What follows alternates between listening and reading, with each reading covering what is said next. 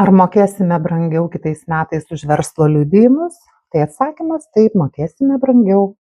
Ir už vieną išpirktą verslo liudijimo dieną plius minus teks mokėti 58 centais daugiau įmokų sodrai. Su sąlyga, kad nekaupiama antroje pakopoje. Kodėl taip yra? Todėl, kad pakilo minimali alga.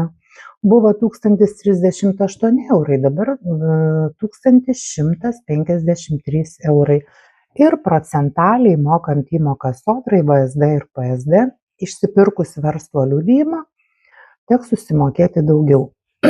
Kaip pavyzdys, jeigu 25 metais plius minus įmokos sodrai už vieną verslo liudijimo dieną yra 5,26 eurai, tai 26 metais bus 5,84 eurai.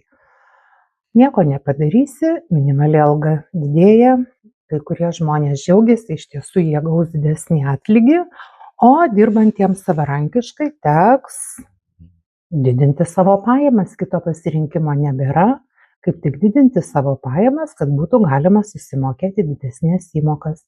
Tai pelningo verslo.